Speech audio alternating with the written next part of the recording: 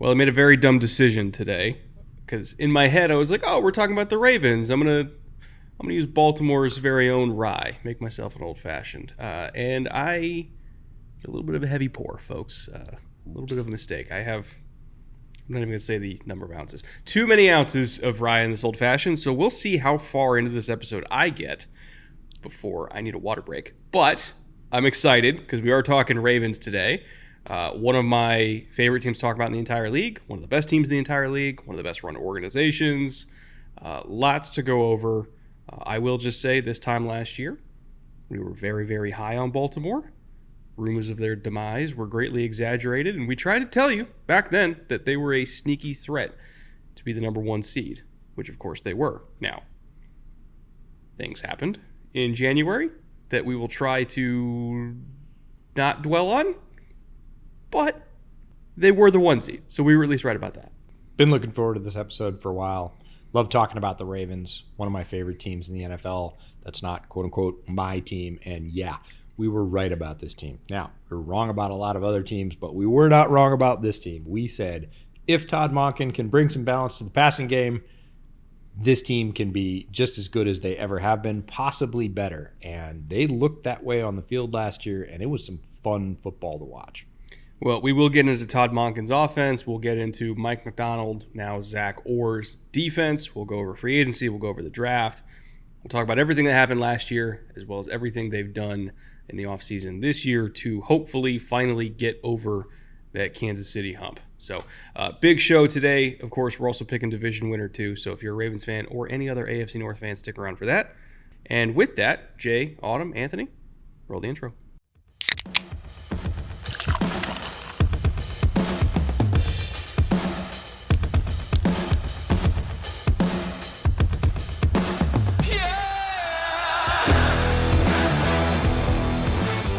Welcome back once again to the Bootleg Football Podcast. I'm Brett. That's EJ. We're talking Ravens today.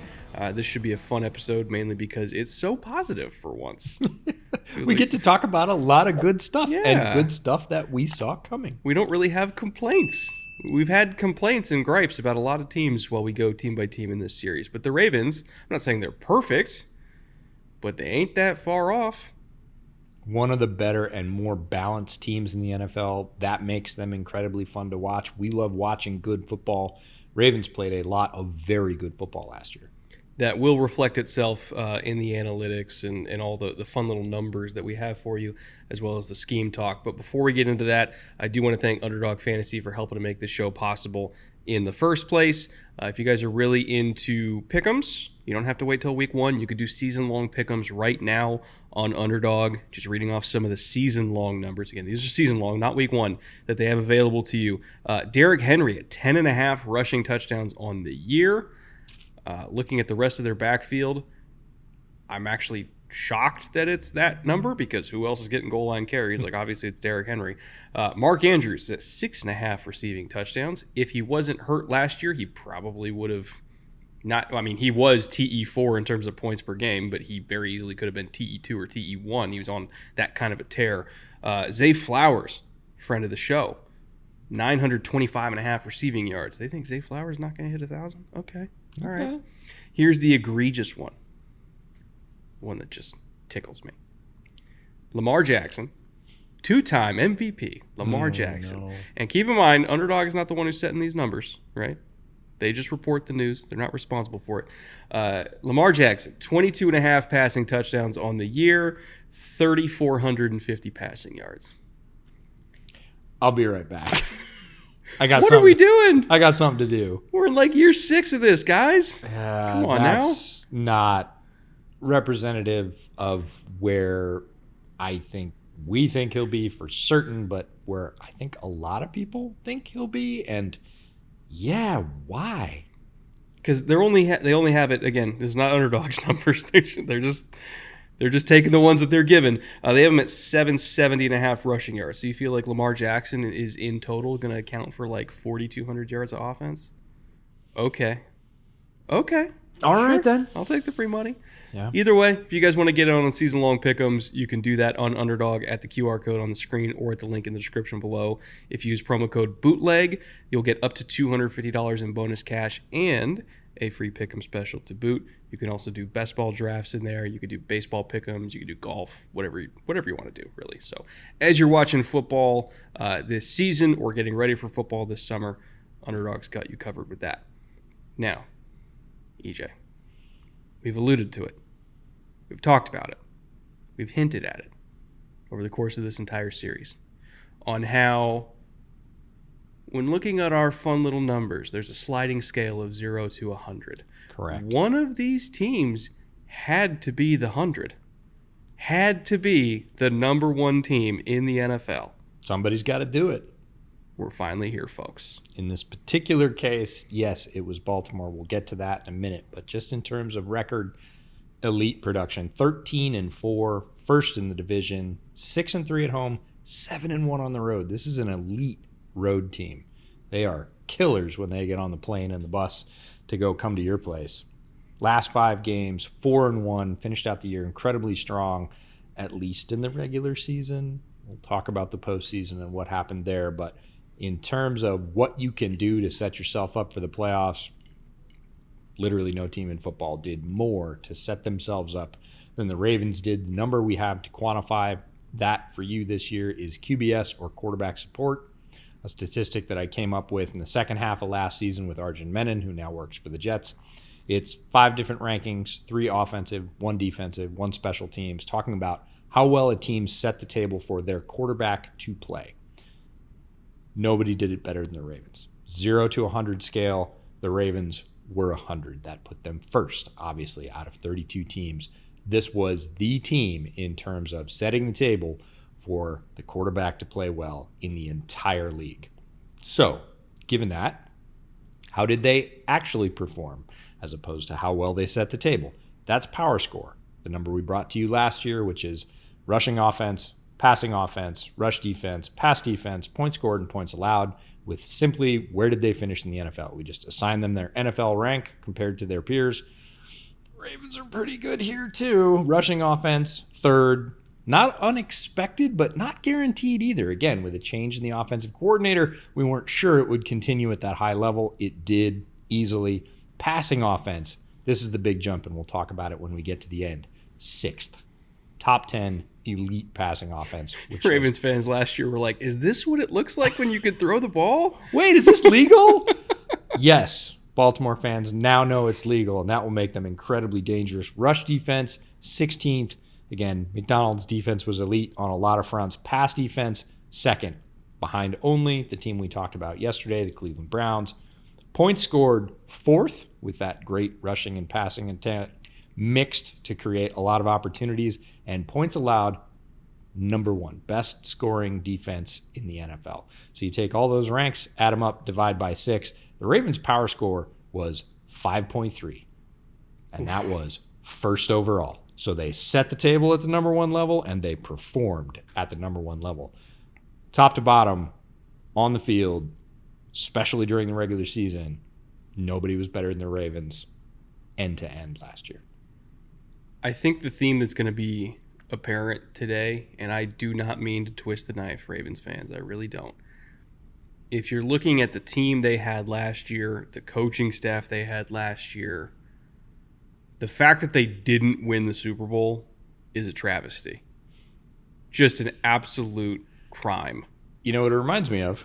The Bills a couple years ago. Our power score winner from the first year we did it was the Bills, and we were like, we hate to rub it in, Buffalo, but this was an elite team, and it is very hard to look at it in any way besides thinking of it as a wasted chance. They were the best team in the league. Like, I don't even think that's a debate. It's not, based on all these numbers. And one of the biggest reasons for that was the Monken jump. The Monken jump was what we talked about last summer. We said, if it can happen, if he can bring his passing concepts from college to the pros effectively, if the Ravens can keep their running game intact, we know their defense is going to be good. They just need that passing offense to modernize and be a thing. Passing offense went from 21st to 6th, and points scored went from 19th to 4th. In the red zone, he was amazing, especially, conducting that passing offense in the red zone. It's not that they called anything different well, not philosophically, schematically. Philosophically, they were a little bit different. Right. Two different words, trust me. And in fact, if you look at the concepts that Monken did call, it's not like he called anything that wasn't in Greg's playbook. It's more so about when to call it, how you string things together. I mean, shit, if you're just looking at the run game, like they just used Greg Roman's run game. They were still top 2 in both power and counter. Like they didn't change anything. They were still high in motion, especially motion at the snap. I believe it was 6th highest motion rate on run plays. Like they just preserved a lot of what worked, and they still called the same concepts in the passing game. They just did it better. And if you're looking at, specifically in the red zone, what Monken did was just let Lamar be great. Like he trusted Lamar. Like, hey man, these are going to be tight windows. Like we're going to run seams from the 18-yard line. It's going to be a tight throw, but I trust you to make it. I trust you to read the space and hit the guy with leverage. Just read it out. Do your thing. And he just kind of let Lamar be great. And I think that's what really set him apart was he realized, hey, man, I have a quarterback who's a super weapon, not just as a runner, but also as a thrower. I'm going to let him do that. And you saw Lamar last year, as a deep ball passing team, they weren't particularly great. They were like 14th. They were middle of the road in terms of deep ball. But in the intermediate areas, especially throwing into traffic, hitting tight window throws, Lamar was the best quarterback in the NFL by far last year. And Monken just leaned into that. He had a 135 passer rating in between 10 and 20 yards down the field. That is absurd. He had a 13-1 TD to interception ratio. And that's with 11 drops. He had that kind of passer rating. He had more drops than everybody but 2 teams. And our Ravens fans are triggered by that word because they lost a game specifically because of it. They had like 8 in one game.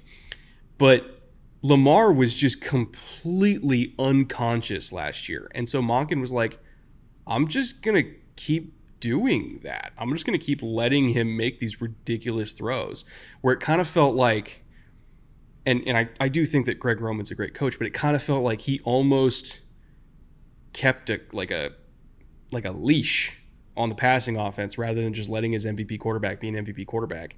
Whereas Monken's just like, I don't know, I'm just going to let my guy do his thing. And that was the difference. Like substantively, again, the run game was virtually the same. They were a little bit down on play action, a little bit higher on RPOs by about 7% each way. That's not crazy high. The only real major difference was just the screen game. Not that it was super effective for them, but they just called more screens because they weren't great against blitzes. In terms of percentage of plays with a positive EPA, again, I'll say that again.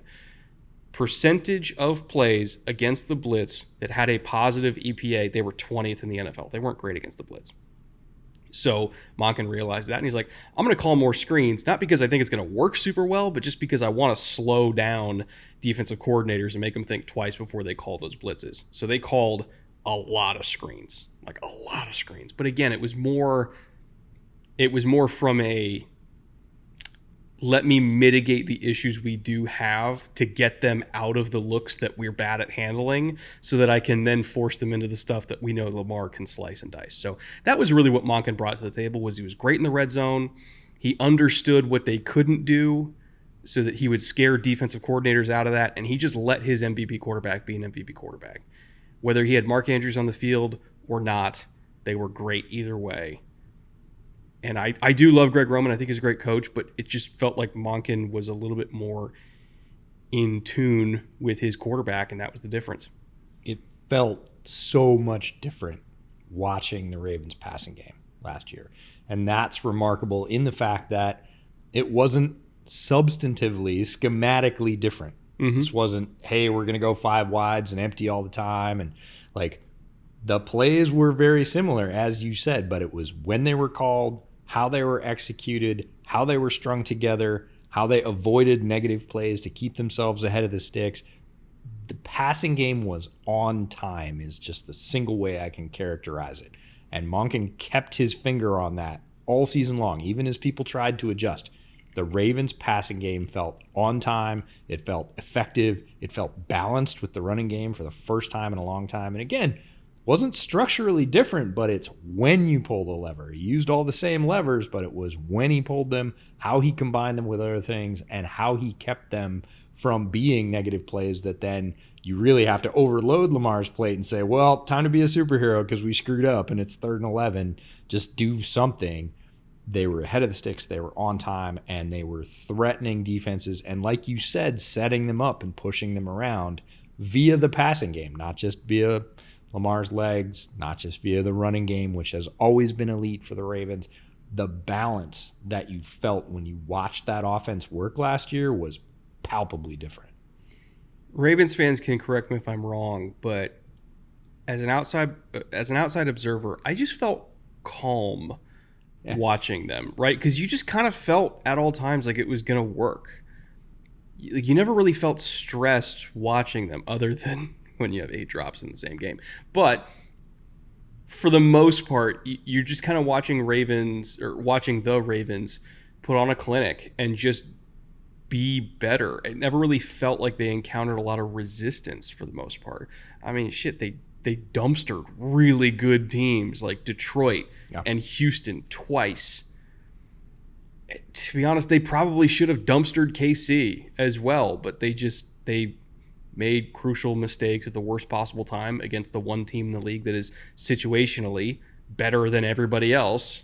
And you can't make a mistake against Pat Mahomes, and Ravens fans know that. But like, as far as pound for pound, they should have dumpstered everybody. And it just happened to not result in the Super Bowl. It doesn't mean that they weren't the best team in the league, though. And I do think they were.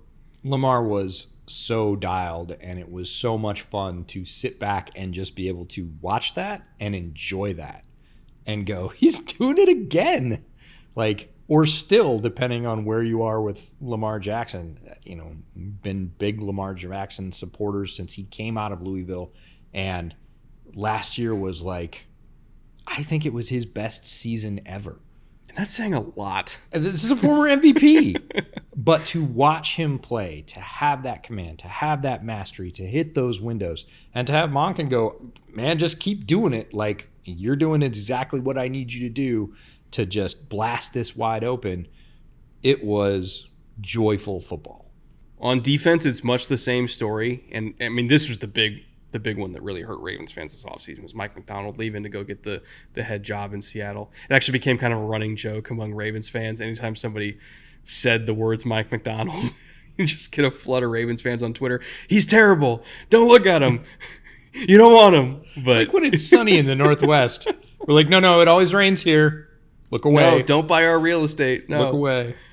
But everybody knew he was going to get hired somewhere eventually because he's incredible. And deserving. Incredibly deserving. So deserving. That being said, I think Zach Orr's next up. And, he's been on that staff. I mean, he played in this system. He was there ever since McDonald and Jesse Minter back in the day were, young assistants that they hired away from Georgia. And let's see, that was pre-Minter going to Vanderbilt. I'm trying to remember the timeline for all of it. But either way, Orr was there when both of them were young, right? So he's kind of come up with McDonald the whole time, transitioning from being a very, very talented player who unfortunately had his career shortened to injury, coming off of an all-pro year, if I recall correctly, and then transitioning to coaching and being a great coach ever since then. Some people have thrown around that he might be like the next D'Amico.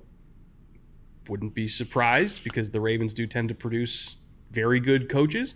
But I think it's going to be more of the same. He knows this system backwards and forwards. He's going to call it probably very similarly to Mike McDonald. Zach Orr is going to be a great DC. I truly believe that. Ravens fans, I know you're sad about Mike Mack leaving, but if there was ever any young replacement in-house that was going to do a good job, I think it's him. Yeah, smooth transition, not only for the defense, but also talking about this power structure.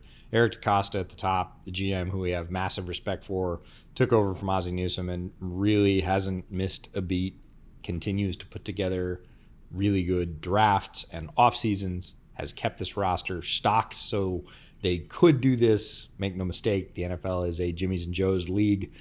The Ravens have as many Jimmys and Joes as anybody in the league, and that is largely due to DeCosta and his staff John Harbaugh, one of the longest tenured head coaches in the league, with good reason, still innovating, still making the moves. Yes, we believe he took a year or two too long to move on from Greg Roman, but when he did, he made an excellent choice in Todd Monken, and that paid off for his team with the first seed in the AFC. The assistant head coach and pass game coordinator, so right-hand man to Monken and John Harbaugh, is Chris Hewitt. The offensive coordinator, Monken, we've talked about quite a bit. Defensive coordinator, Zach Orr, we just talked about being promoted in-house. And the special teams coordinator is Chris Horton. As far as notable coaches on the offensive staff, Greg Lewis is the wide receivers coach. 9th year as an NFL coach. That makes me feel really old. I remember when Greg Lewis was playing. 2nd year in the role, came from the Chiefs where he worked with the wide receivers and the running backs in his time there, which was 2017 to 2022. So not only experience with wide receivers, but has a diversity of experience coaching on the offensive side of the ball. T. Martin is the quarterbacks coach, has worked with the following receivers, either in college or the pros as a coach: Zay Flowers, Nelson Aguilar, Marquise Brown, Dev Duve, Randall Cobb, Demarcus Robinson, Juju Smith-Schuster, and Robert Woods. Now he's working with QBs. Quite a resume. That is a lot of folks in the pros that you have worked with either to get them there or once they are there. And then Travis Switzer is the run game coordinator, 8th season in Baltimore, his first as the run game coordinator. He is not related to Barry or Ryan. Oh, just a third Switzer? He's just a running third around the NFL? branch of the Switzer. Well, he's not even on the same Switzer tree, but I was like, oh, he must be related to Barry. Nope, not related to Barry. Is he related to Ryan? Nope, not related to Ryan either. He's just a random Switzer who happens to be really good at coordinating run games. On defensive special teams, the one I want to highlight is Chuck Smith, the pass rush coach. We hit him hard last year in this section, saying that the NFL importing pass rush specific coaches was the next wave. Chuck Smith has always been one of the best, but was one of the first to make that jump to work for a specific team. Definitely paid off for the Ravens. I mean, they had, other than Justin Madubuike, who was a young player who I think wasn't a household name yet at the time. He is now because he had a great, a great year under Chuck. But they had like the island of misfit toys beyond Madubuike, bringing in Jadeveon Clowney and Kyle Van Noy, who's still there, and they both had great years. And I think their pass rush, while is, I don't want to say it's scheme reliant, but Mike Macdonald, who lives and dies by calling fire zones and getting free rushes generated, they still wouldn't have been effective or as effective if guys weren't just winning their one-on-ones, because if they block you up, you still got to win, and their guys would still win. If they matched you with 6 versus 5 or 5 versus 5 and everybody's blocked up, like you still have to like actually succeed in your still got to do the deed. And Chuck Smith was a huge component of that. So yes, Mike Macdonald and all of the stuff that we've talked about through the entirety of this series. I didn't mean to skip over it when we did the scheme talk, but for those of you who didn't watch the other episodes, go watch the Seahawks episode. Yeah, you'll get everything you need. The short version, though, is that he kind of abbreviated the Ravens system that's been there since 2006 under Rex Ryan, and he kept the same calls, but he slimmed down the language and he streamlined it and made it much easier to teach for his players. So it's a lot more modular, and they made it so that they have less words, but they can call more stuff and they can do it faster, and players just instantly learn it and process it. So it's really Mike Macdonald's superpower is just teaching. He's a very good teacher. Agreed. But all that stuff is already in place for Zach Orr and for Chuck Smith. So that's why I don't really think there's going to be a big drop off, because the philosophy of how everything is taught is still the same. And as you said, players have absorbed it at a very high rate. And as a former teaching and learning nerd in my previous professional life, I find it fascinating when you're taking very complex subjects, making them as flexible and versatile as possible and actually reducing the teaching and learning load. That's brilliance in the shortest form. I think it's, and again, not to get too sidetracked here, but when teachers trust their students to learn, they tend to learn better. And It's the essential. Ravens have always believed in that too. Like, we trust our guys to figure this out. Like, we're not going to overload them with pointless things and focus on the memorization aspect. We're going to focus on the concepts. We're going to focus on teaching the why, not the what, and believe that our guys are going to get it, and they're correct every single time. Like, their players don't make the same amount of mental mistakes. And I think it comes down to how the information is taught to their players. And I don't understand why the rest of the NFL hasn't just completely copied everything the Ravens do, because if we're just looking at penalties, coverage busts, protection mishaps, they don't fuck up as much as everybody else. So every other team should probably take notes. I love the approach. You hit on a couple of tenets that I think are fundamental throughout whatever you might be teaching and or learning. It's a mirror image process. You are a learner as a teacher and a teacher as a learner. Mike Macdonald's approach to that is, I think, revolutionary, not evolutionary. And the NFL sometimes is slow to adapt to those things. Typically. Sometimes? I was being as kind as I could be about that. Locked in tradition is a place that a lot of the NFL has been, despite its sort of relentless innovation. They haven't made these sort of evolutionary, revolutionary jumps. And McDonald's, again, reformatting of something that existed, streamlining it and making it more effective, better, easier, and faster feels like one of those jumps where we really sort of skipped a generation and everybody's going to need to catch up. And that's why half their defensive staff got poached around the league, and they're going to be running various versions of this defense in like 7 different buildings this year because it works. And it works really, really well. Mm-hmm. With all that said, everything we've talked about today between schemes and coaches and personnel and tendencies and all that, that does bring us to our underdog top 3, which is where we try to identify the values on every single team when it comes to fantasy football. And with the Ravens being the Ravens, one of the best teams in the league that has a lot of exposure, it's not that there's values there. It's more so just talking about justifying the prices that already exist. Like, you're just not going to find value in Baltimore. I'm sorry. Like, Lamar's QB3, Mark Andrews is TE4, Derrick Henry's RB9, Zay Flowers is wide receiver 26. Like, there's no values. Sorry. But I do want to talk about why those prices are justified, and I want you to not be scared of pulling the trigger at those current ADPs. Because at least, if we're looking for silver linings, they're not overpriced. They're not overinflated like some other teams that have a bunch of high-profile weapons on the same team. Baltimore is one of the few high-profile teams that it feels like everything is at least fair. Yeah, correct and on par. And yes, you're paying premium prices, but you're probably also getting premium results.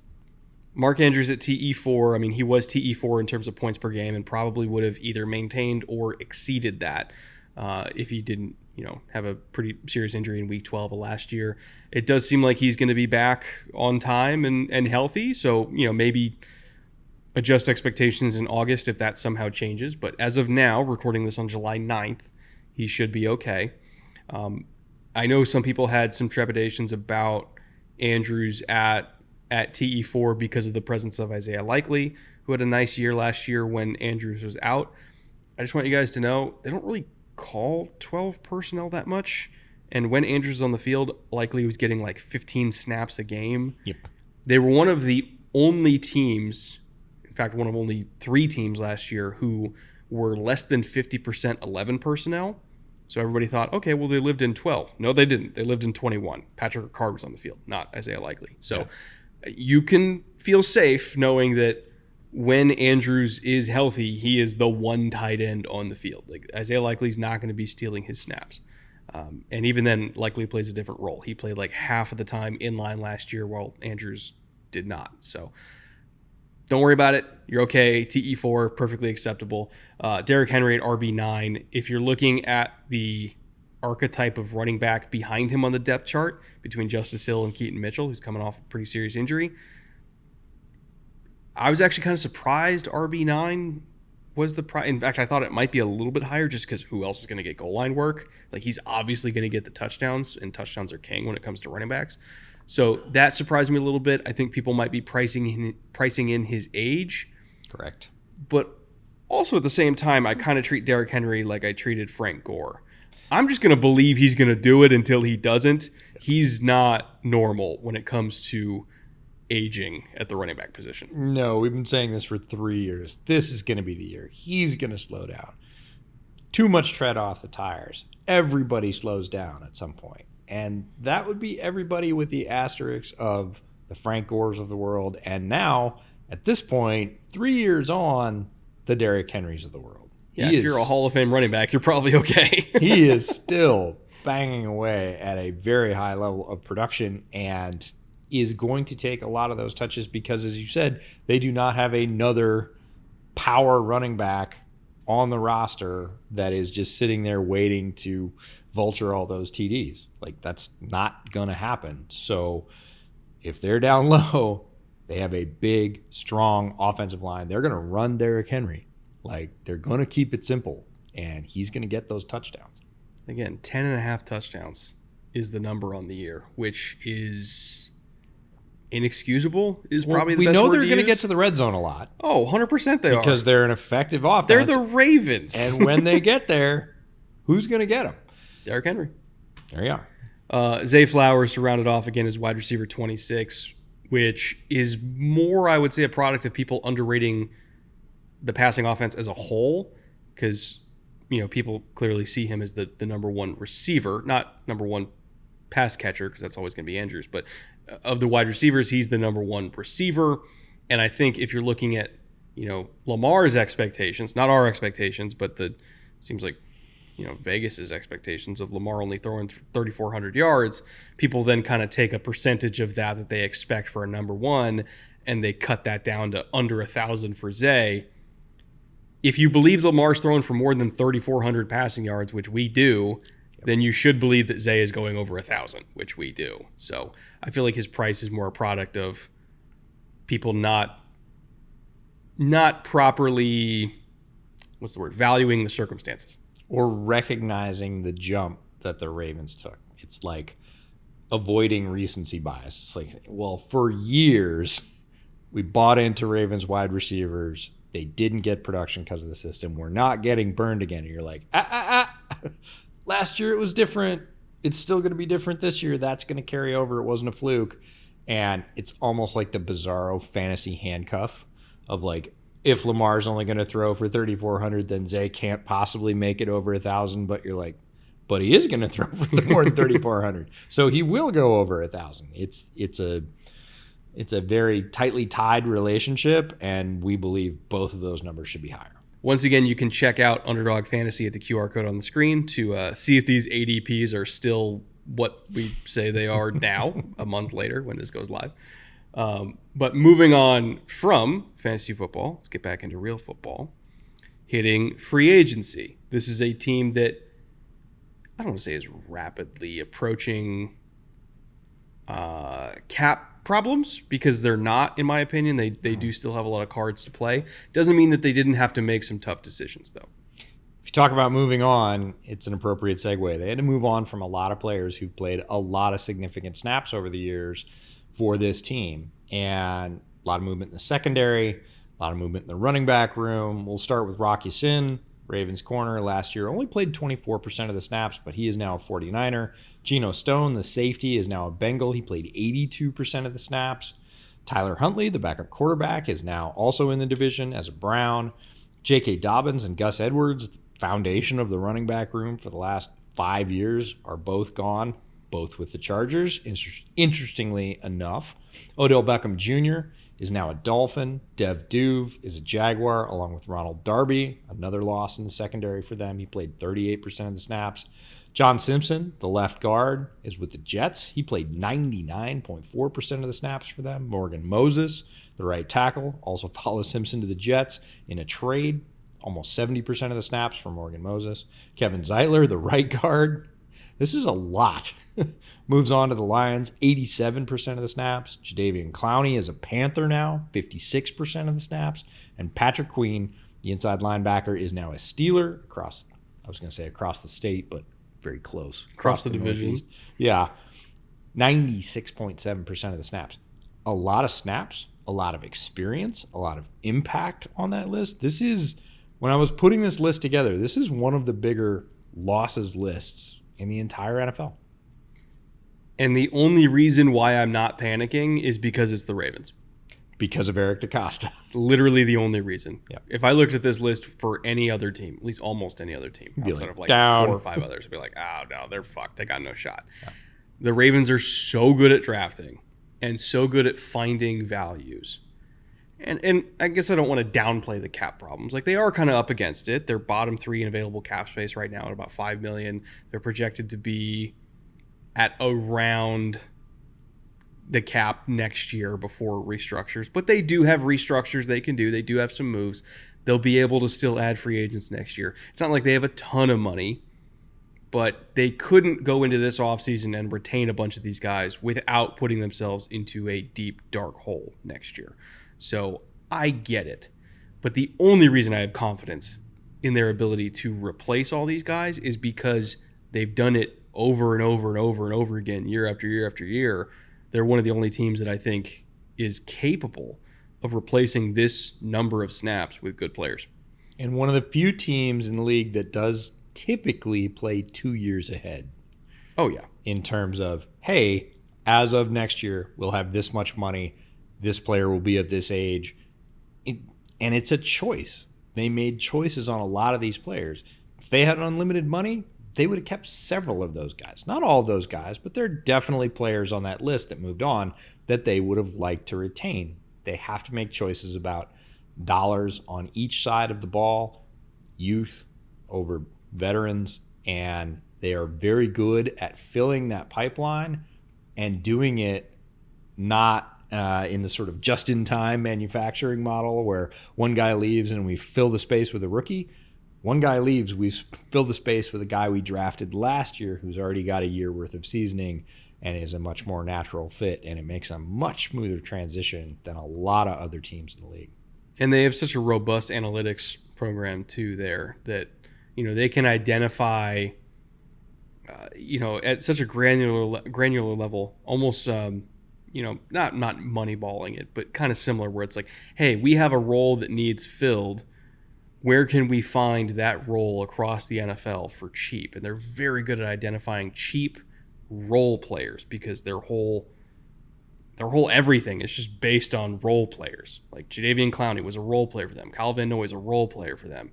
Kyle Hamilton even plays a very specific role. He's very good at it, but he plays a very specific role. Matt Abwike, very specific role. Zay Flowers, Mark Andrews. Like, it's a team made up of hyper specialized players that are very good at what they do, and they have coaching staffs that are very good at what they do, and they can weaponize all these role players to make it look cohesive and balanced and like it all works, because it does work. And it's just a fascinating organization. Like, they run it better than anybody else because they're better at identifying role players and making them fit together, like the cogs in the machine that they are. In terms of the players that they did prioritize keeping, Arthur Mole brought back at about $2 million, 31-year-old corner, still kicking around. Justin Madubuike, this is the big one. They could not afford to lose him because you can't find that many guys that can do what Justin Madubuike can do. As a interior defensive lineman extraordinaire that can play everything from 5 technique to 4-eye to 3 technique, play him as a 2 sometimes. They would even put him as a nose, but not to do traditional nose stuff. They would put him as a nose specifically for how they called their pressures, because they would put him on a center and then kind of loop him around to the outside to be a contain rusher, because he was the only interior defensive lineman they had that could get there and be a contain rusher while lined up as a nose. So again, specific role, having an athletic interior defensive lineman that can both be the penetrator or the contain guy from any spot. So they had to keep him at $24.5 million, and they did. Kyle Van Noy, I mean, he's been a great role player for a decade now. He's 33. Ageless at that role, and it feels like he's been doing this on a sort of mercenary basis for the last 5 years and continues to do it at a high level. I lost track of how many teams he's played for at this point, but it's a lot. And he does the same thing everywhere he goes to. Rashad Bateman they brought back at $6.4 million. Nelson Aguilar they brought back, and Ronnie Stanley they also brought back.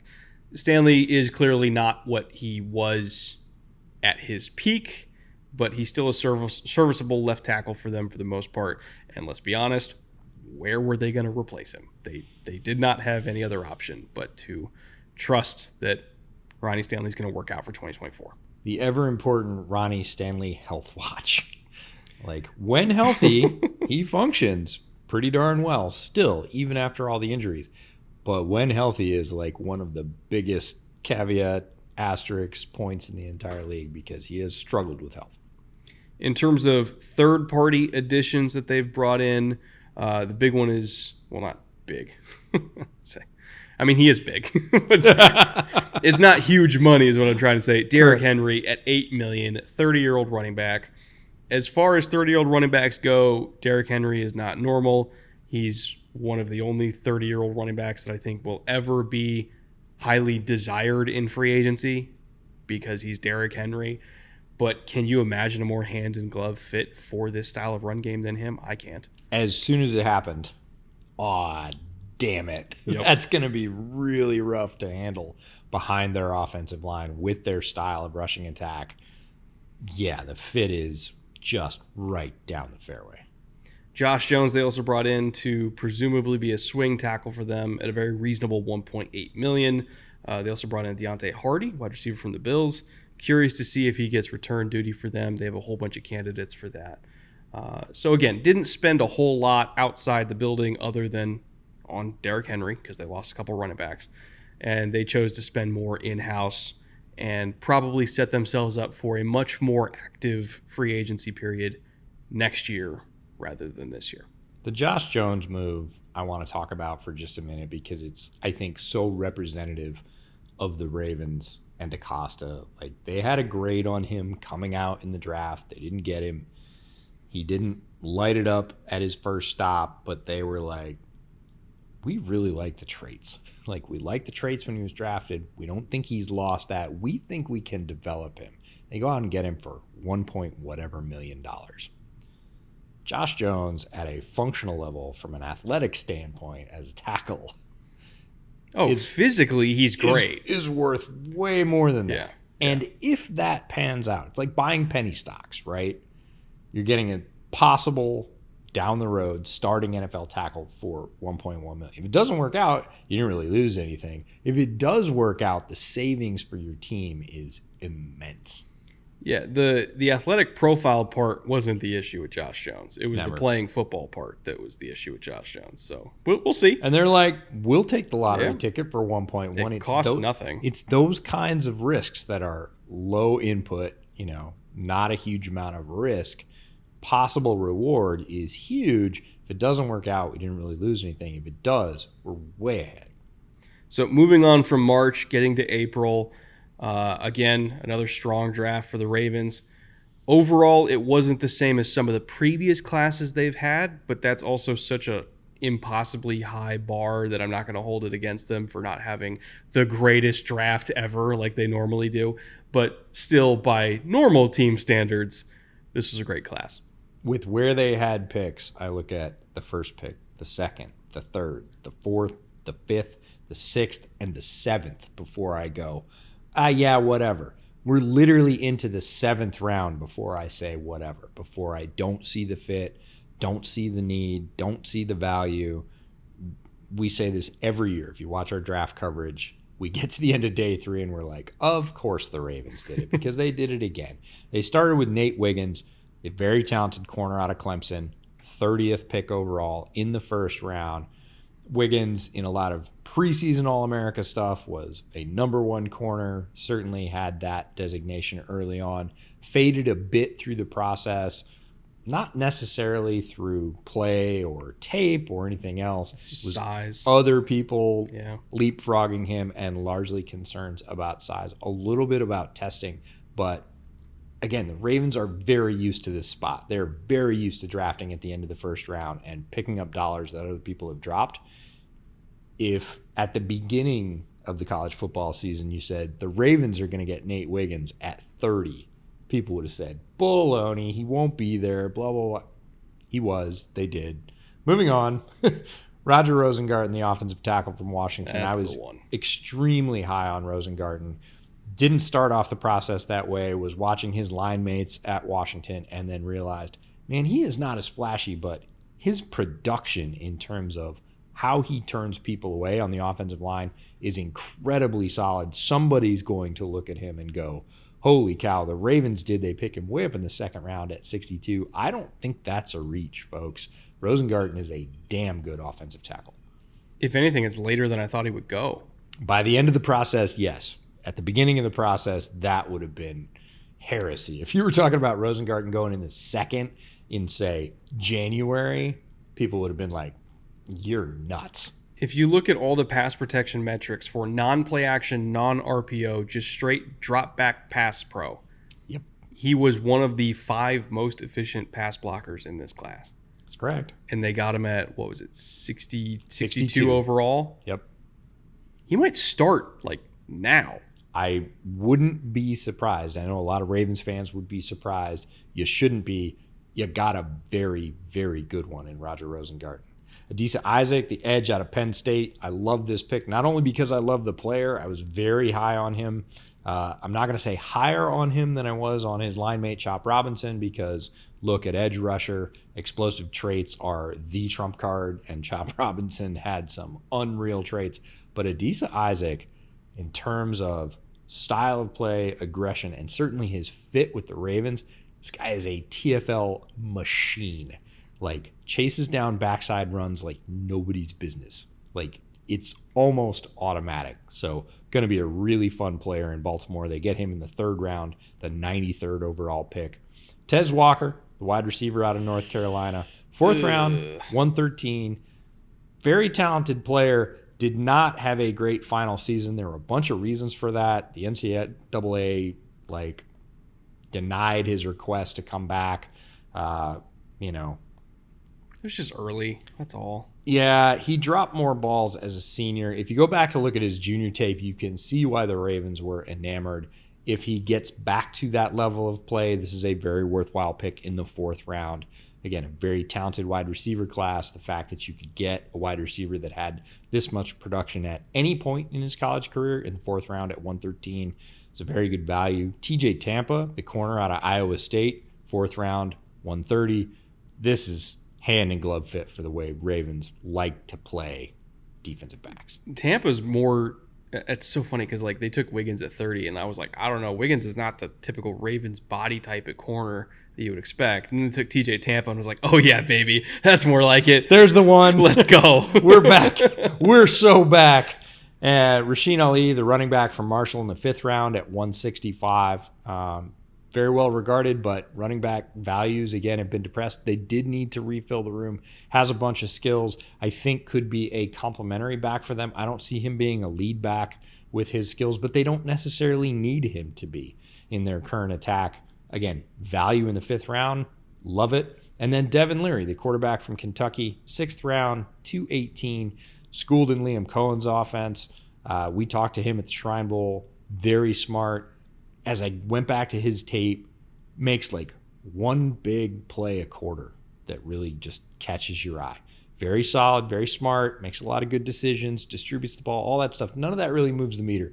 And then there's one time where he gets to take a chance per quarter, and he throws the ball with some real zip into a tight window, and you're like, oh, he's got a great arm. You're like, that's different. Didn't necessarily show it at the Shrine Bowl. I don't know if he was hurt or he'd been rehabbing or maybe he was changing his mechanics. Didn't really see that pop out of him live that I saw on tape. That, again, once a quarter just kind of makes you put a little fire in the Had you already notes. left the combine before the quarterbacks threw? Yes. Okay. So I was standing right behind him at the combine. Right. You saw the pop there. Yeah. And it's so funny because it was like a month after Shrine Bowl. Mm-hmm. And I was And he like, had it on where was that? Yeah, he had it on tape. He didn't have it at Shrine Bowl, which was a bit of a head scratcher, and this is why any one input in the draft process shouldn't be weighted over all the others. It's a combination. You know he has it because you saw it on tape. Didn't see it in an all-star game setting. There can be a bunch of reasons for that I mentioned. Goes to the combine. You see it again and you go, all right, I've got a smart, experienced, productive quarterback who can do it. That's a guy you want as a backup quarterback. You get him a 6th round. Again, just so Ravens. Let's just say it's just so Ravens. And he's going to be great in the room, by the way, too. Great teammate. Yep. Like, Lamar's going to love him. The whole coaching staff is going to love him.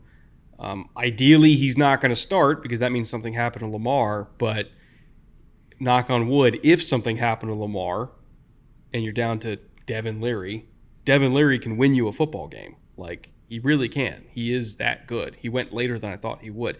But most importantly, he's going to be great in the room, great at helping Lamar prepare. And I still remember when we talked to him at the Shrine Bowl, and I told him the number of quarterbacks on average per year that get a start in the NFL, which is like over 70. Yeah. And he looked at me, he's like, what? And I was like, yeah, dude, like when you get drafted, you're going to start. And you saw him light up. You know, he was so excited because he's like, oh my God, like, you know, if I go to one of these teams that has an established starter, like I still have a shot. I still might be able to get to play. He is so excited to play. I love Devin Leary, man. He's going to be awesome for them. Thought it was great, and I especially thought it was great where they got him.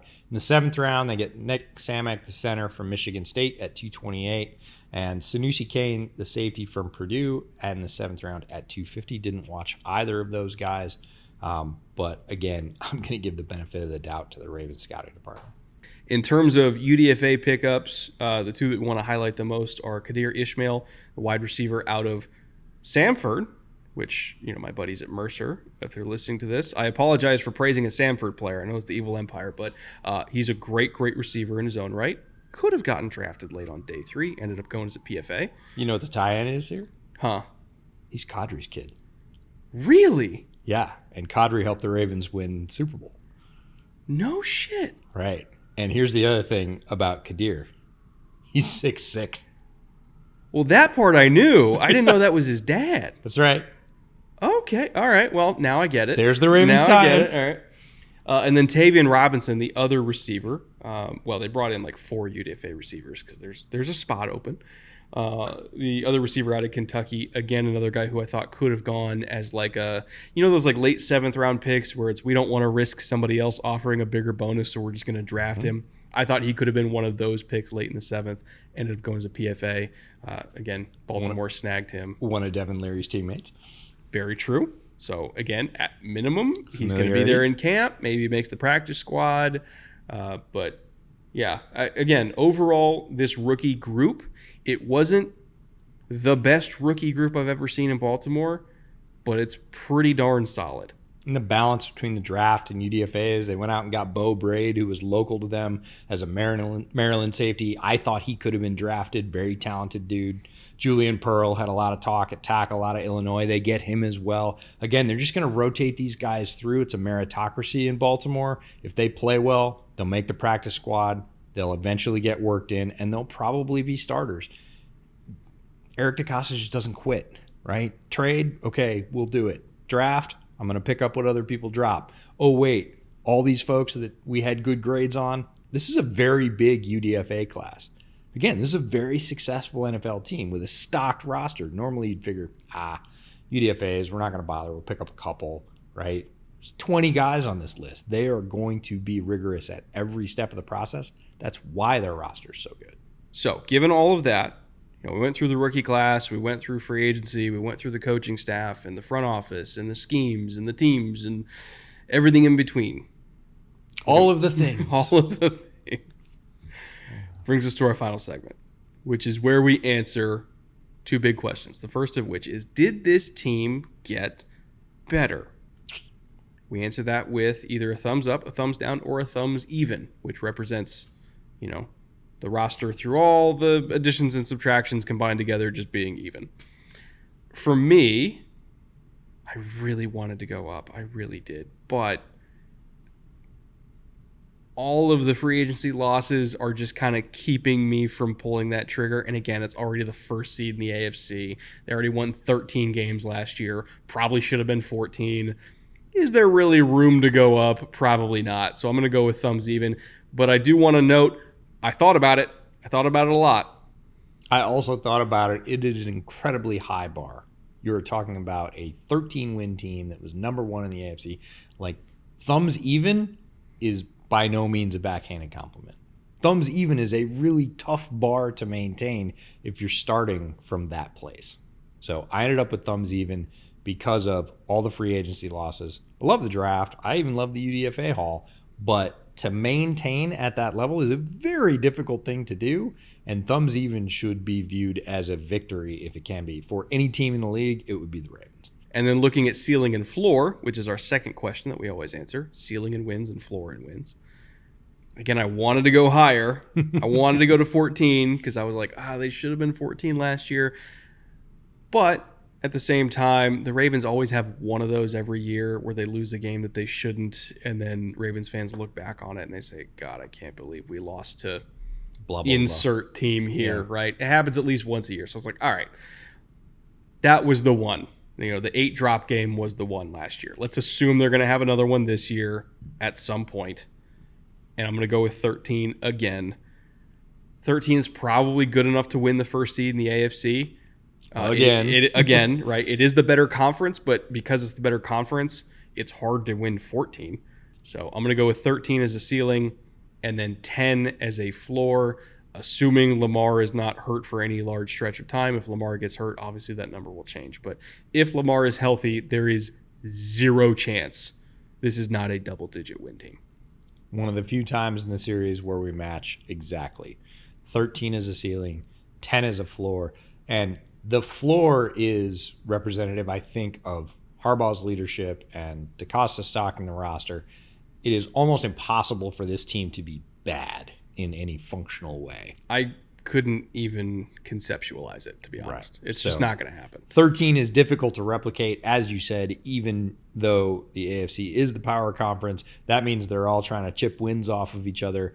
There are always games for every team every year where you look back and go, oh, man, it was right there. We should have had it. All teams have those games. So that's why you don't get 15-game winners and 16-game winners. People make mistakes. It's a tough league every Sunday to win it. So I assume you're just like me. Now that we've looked at every single AFC North team, with the Ravens being the last one, I assume that you're also picking them to win the division just like I am. I will not be betting against them. Are you betting on them to be the first seed, though? I don't know about first seed, and I don't necessarily care. I don't think first seed is that important. They will win a very tough division of the AFC North, and they're absolutely going to be players in the postseason. As you said, they probably should have beaten Kansas City last year. They didn't. Are they going to get another bite at the apple? I absolutely think they will. Oh, they're going to see the Chiefs in January again. I think that much we know. Like, that's just going to happen. Feels like it. And they were only a couple mental errors away from beating them last time, so they just have to, not do the most uncharacteristic thing, because they never make mental errors. They just have to be themselves for 1 month and they'll be Super Bowl champions. That's all Ravens fans want, is just be normal in January, for God's sake. We'll see if it happens. They have the talent to do it. They have the coaching to do it. They're better set up than most teams in the NFL. There are a handful of teams in the NFL that I would consider being better than the Ravens. And I do mean a handful, a few. Under 5. Correct. Might even be under 3. Could be. Is there? I don't know if there is one. I'm kind of just going through the Rolodex in my head. I don't know if there is one, actually. Because they were the best last year. Well, I think they might be the best this year. They didn't win the Super Bowl, but, almost the best last year. Can't say they were the best because they didn't win the best game. Best in theory. How about that? Best through the regular season, without a doubt. All right. Well, Ravens fans, I hope you guys enjoyed this episode. If you want to check out Ravens gear, EJ's wearing a Ravens shirt from our clothing partner, Homage. who does have an NFL license. So they have a whole bunch of different Ravens gear with a whole bunch of different fun tie-ins like Grateful Dead, NFL Blitz, all that kind of stuff. Or you can get bootleg gear on Homage, or you can get pretty much any other college football or NFL gear. Just kind of browse the catalog. If you like anything, doesn't even matter what you get, we will get a cut of your purchase if you use our link. So it's a great way to passively support the show. And for everybody who directly supports the show on Patreon, we appreciate and love you guys as well, especially in the executive producer tier. Once again, couldn't have done this all without your guys' support for all these years. So thank you for watching. Truly, it's been a hell of a division to go through the AFC North, one of our favorite divisions. And it was a pleasure to talk about every single one of these teams. We only have one more division left, and it's a fucking doozy. NFC North, wrapping up the season next week here on Bootleg. Be there on Monday.